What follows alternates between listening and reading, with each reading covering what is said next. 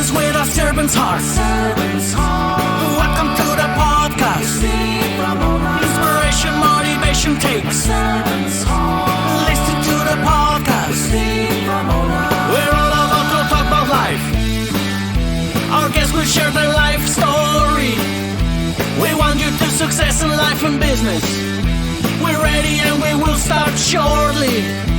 We're gonna talk about life. We're going to speak on business. You're gonna shine bright. We are going to witness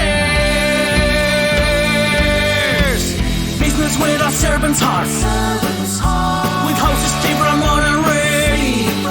Inspiration, education talks. Listen to the podcast.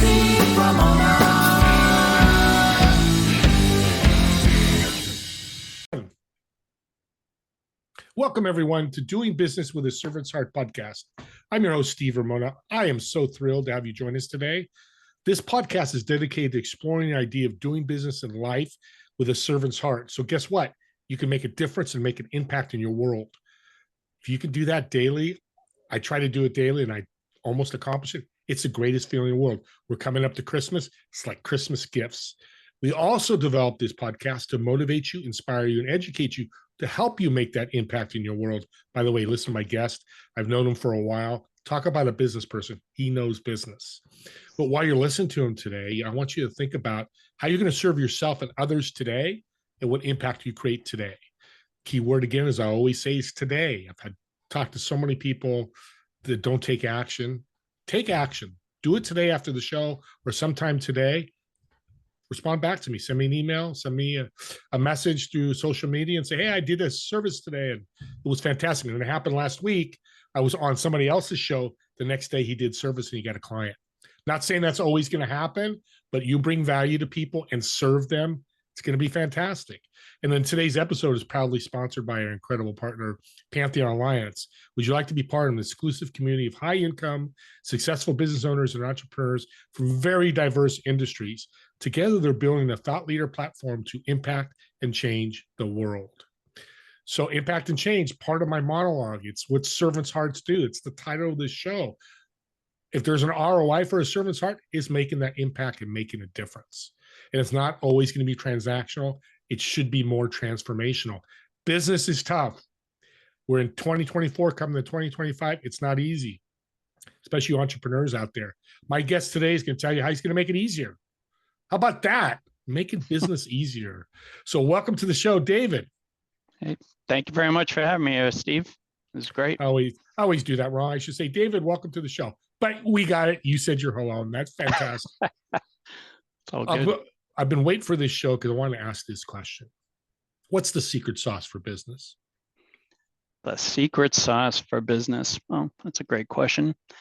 I would say having a passion for what it is that you're actually doing, because it gets difficult, to say the least. And when those challenges come and punch you in the face, if you're not really passionate about what you're doing, it's going to make it that much more difficult. So, yeah, I would certainly go there. Passion. It's the key. Find your passion. Find your passion. That's great. Yeah. How would you, because you work with businesses, all size and large, medium size businesses, how would you go about that? If Steve Ramona comes to you and goes, David, I don't know what I'm passionate about. What's the next step? I guess what I would do is really just think about what you've done over your years that's lit you up. Like, what is it that you haven't enjoyed doing?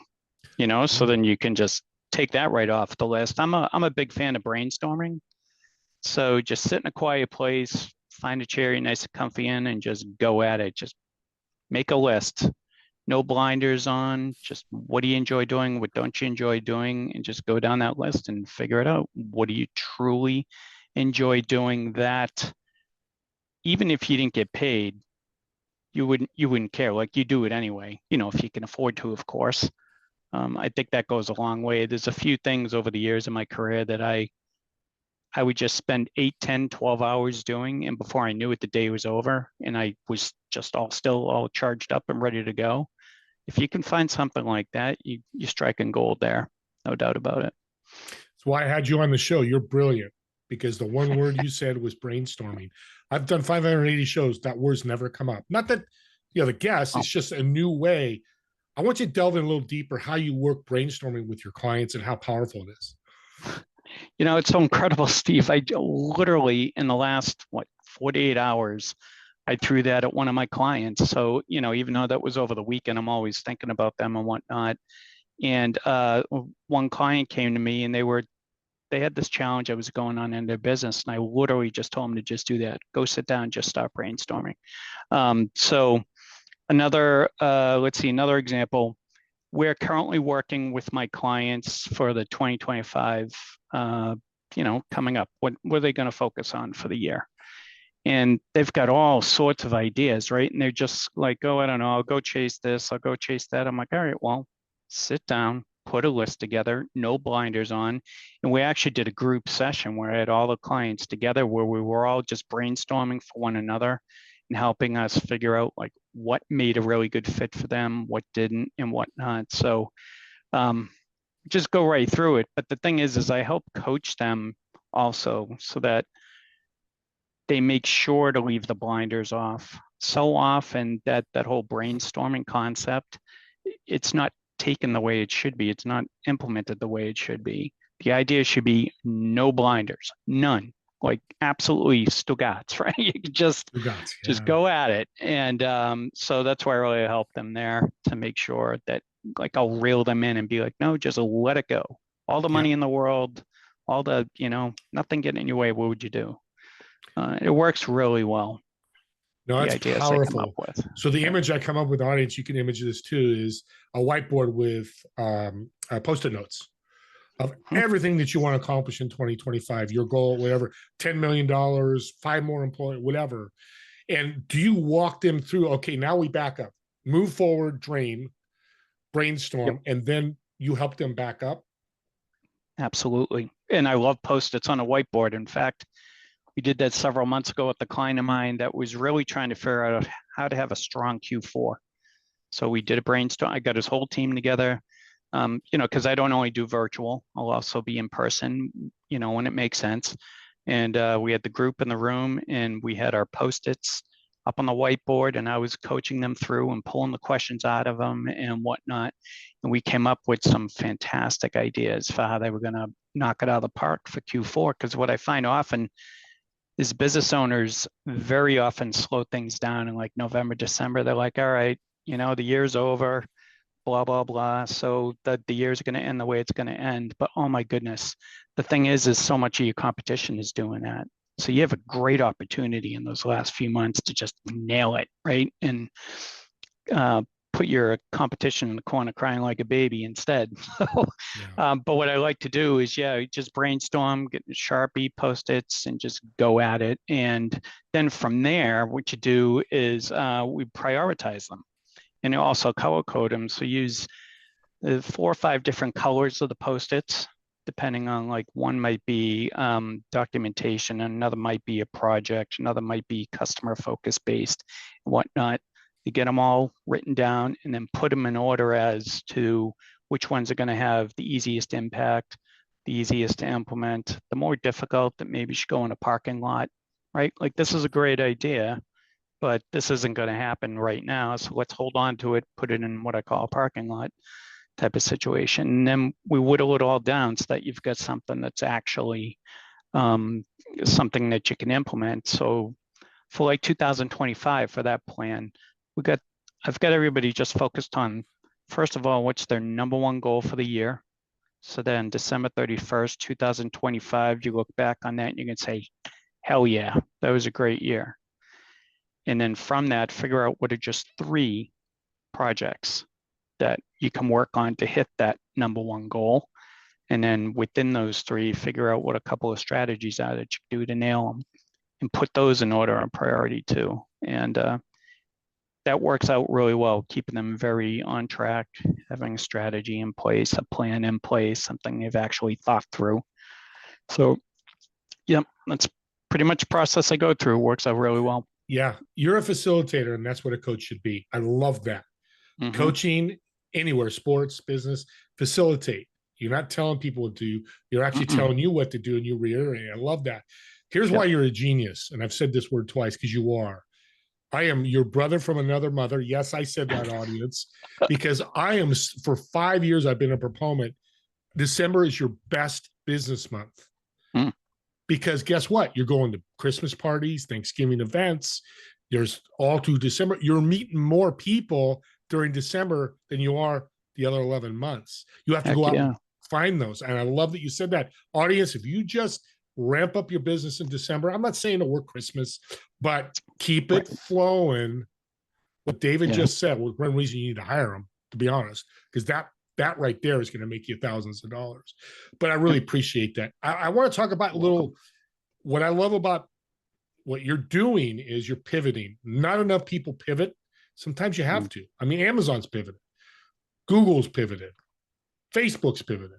I'm talking the tops of the tops. Well, if they're pivoting, I think as smaller people, I shouldn't say it that way, but the not as big companies should pivot. I love your new pivot. Tell us what you're doing now.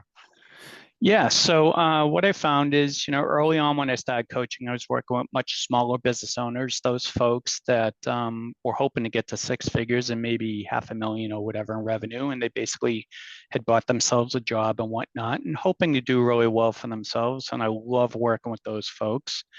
However, what I've started seeing is a bit of a shift where business owner, like seven-figure business owners, those that are looking to scale and exit someday, those people are really getting eager to get things moving in that direction. And my last 4 clients are exactly that. They're folks that want to exit someday. They have no idea what their business is worth. They think it's worth some figure that 99.9% of the time is completely wrong just because they don't know what they don't know. And I sold the business. My wife and I sold our business a few years ago. We were acquired, and I have now realized how much I left on the table back then. And I've now taken that skill and that experience, I should say, and now I'm just helping these other business owners make sure they do not leave all that money on the table. There's so many ways to do that right and plenty of ways to do it wrong. And so I've seen that writing on the wall, and over just, the last 6 weeks or so, I've really pivoted. Love that word, by the way. To that, to helping people increase the value of their business so that they can get as much as possible when they do go to exit. Yeah, it's powerful. Today is a different day than 20 years ago. A lot more companies can exit because there's trillions of dollars out there of people buying businesses. So much money. That's why I love what you're doing. And we've talked about me, and I've seen that as well. But you also, what I love about you, I'm going to use that. Well, yeah, guys can love each other, just even in business, is you're really passionate about small business. Why is that? Well, I've had a number of small businesses over the years, and my family, my mom's had a few. I was in business with her. We owned a cleaning company at one point.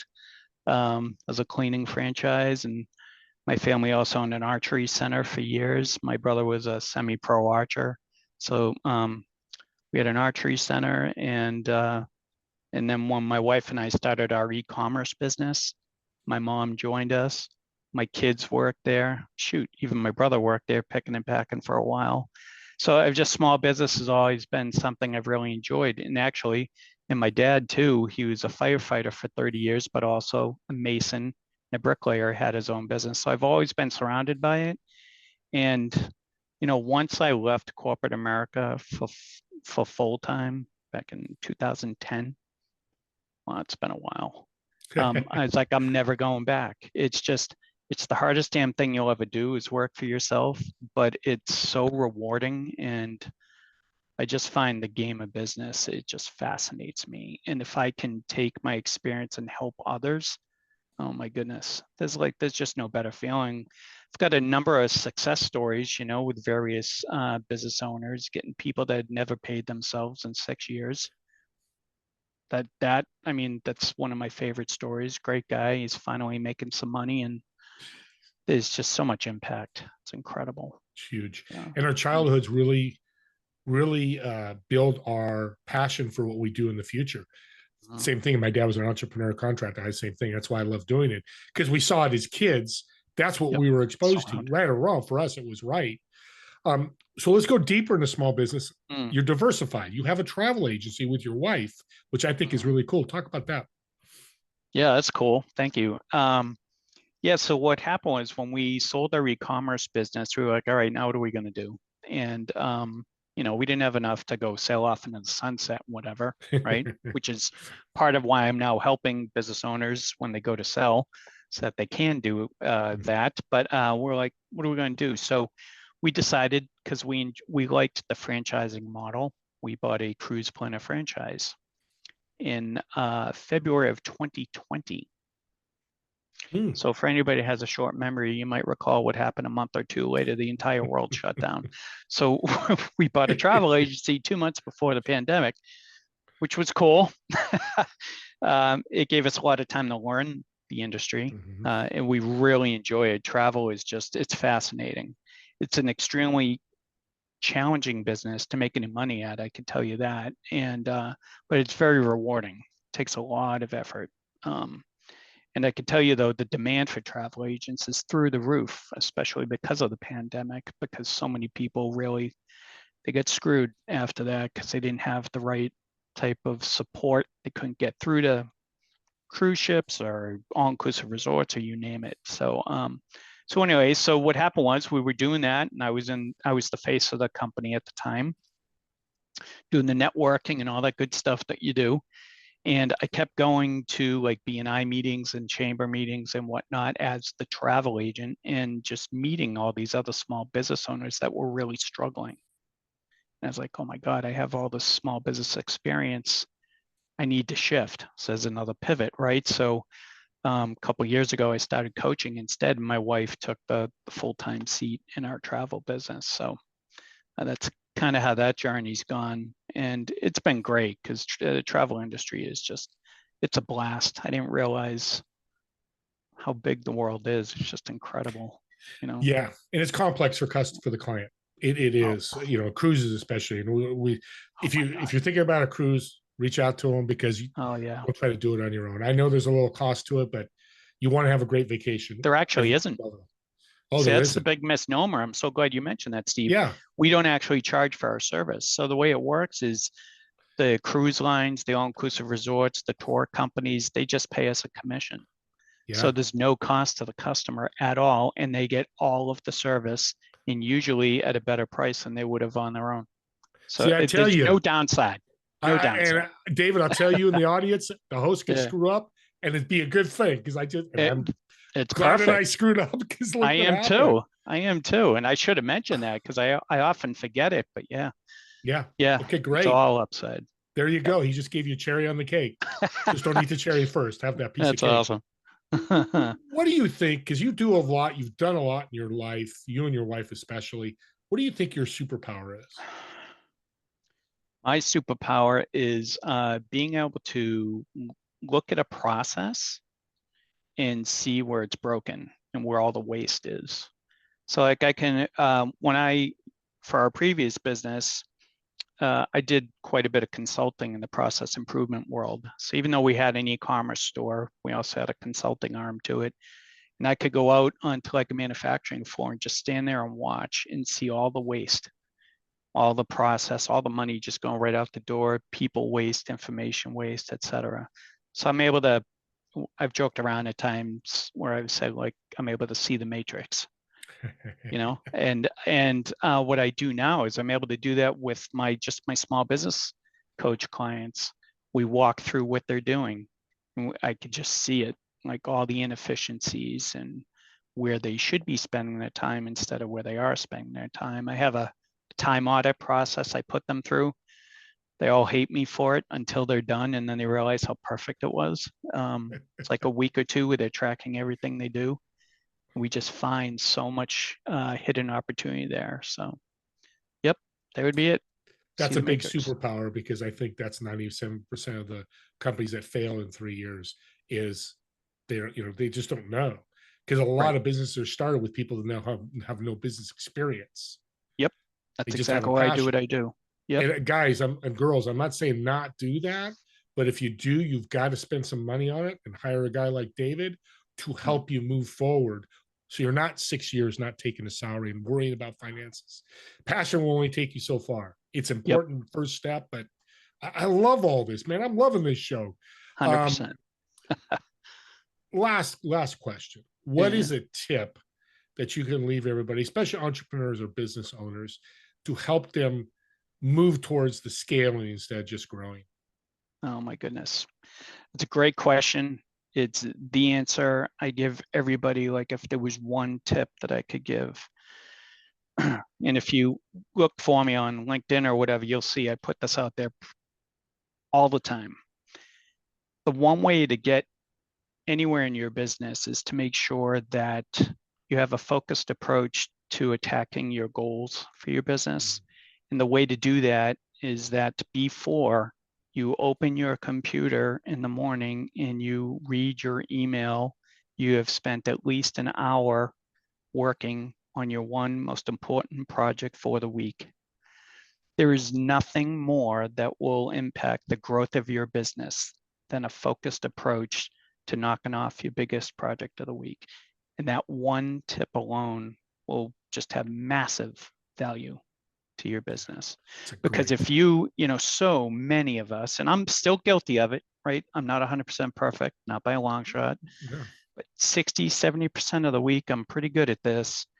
And what happens is if you don't do that, you hop into work, you get in front of your laptop, you open it, first thing you do is open your email, and you've suddenly given the entire day away to whatever they want you to do, whatever's on the other end of that email chain. And before you know it, you had great intentions, but you're going down some rabbit hole chasing something, and it can just sit and wait. So for some of my clients, I'm actually I'm a coach for them in that I hold them accountable to not jumping on their email right away. So, and we've agreed to this, so I'll text them and say, hey, what you doing right now? You know, and they're very good about it, you know, because they know I'm just sitting there trying to help, and they're like, yep, haven't looked at my email yet, you know, and it works out really good. And some of them have come back like, David, it's a game changer. Because most of the time you don't need to be in your email all damn day. I would suggest to people that they set themselves up on just looking at their email like twice a day.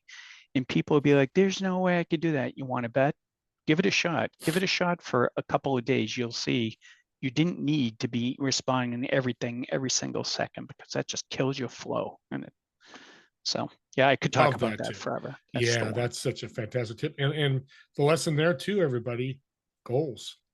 You can't work on goals if you don't have them, just like a passion. So that's another thing I know he does. So all this wrapped around, I want to ask a really fun question because we're serious about business. So I've set a reservation for you at a restaurant, table of 4. You, of course, sit in one of the chairs. The other 3 chairs that are empty, who are you going to invite, dead or alive, and what food would you order? Oh my God. Well, what a question. So I have 3 empty seats. 3 empty seats. So Steve Ramon is in one of them. Blessing. We'll make it a 4 seat. So we'll do 5. You can bring, I'll sit next to you. There you go. Let's see. James Hetfield from Metallica. Absolutely. Darren Hardy. I don't know if you know Darren Hardy, but he's a guru of mine that I've followed. I've actually met him. He would be there. Geez, I got another one, do I? Probably Richard Branson. Oh, okay, yep. I definitely have a seat at that table. There you go. A lot of questions I have for him. Great guy, great business person, great wealthy man. What are we eating? What are we eating? Definitely Italian. So I'm all at Italian. Yeah, I mean, you name it. Some nice ragu, and what do you got? Nice caprese salad there for sure. Oh my, great red wine. Oh yeah, it's got to be Italian all the way. Perfect. Yeah. Get 2 guys on this podcast. Super happy right now. I definitely need a 5th seat. I definitely need to sit there. Thank you so much, David. This has been such a great podcast. Your information, your educational, inspirational, and motivational. You give people hope that there's a way around business to do it right. Yeah, you're going to work, but if you have a direction and somebody making you accountable, moving towards that goal, great things happen. People listening are probably going, how do I get a hold of David? How do I support him? How can they do that? Well, they could just email me at david@yourbusinessmadeeasy.com. You could also find me on LinkedIn. It's pretty easy. And yeah, I mean, that'll certainly work right there. I have a free ebook that you could download too. You can find that right on my website. And I know the info will be in the show notes also. And the website is just yourbusinessmadeeasy.com. Perfect. And I'll add the travel agency link he gave me. That'll be in the show notes. Reach out there if you want to go on a cruise. Can't make it easier. Free is free. I don't anybody can sell past free. Free is what it is. And audience, I want to do the call to action as I do at the end. Take this podcast link, subscribe, and share it with people you know struggling in business. It is the holidays. Thanksgiving, we're 3 days for Thanksgiving. You're all going to be talking to people like, how's it going? I'm losing money this year, or I lost half my sales now. Whatever it may be, people struggling. Share this podcast with David with David on there, and go, hey, listen to this podcast. I just happened to run into it, and there's some things in there you need to see, and maybe you need to reach out to them. It is the best gift to give, especially if you have a servant's heart. I do it all the time. People love it because they go, hey, I want to introduce you to this guy, but take a look, or this lady. Do the same thing with the show with David. That's what it's about. Because me and David want you to be motivated, inspired, and educated, like I said before. With that being said, David and I want to thank you all so much for watching or listening to this podcast. We'll see you in the next episode of Doing Business with a Servant's Heart. Have a great day, everyone. Thank you.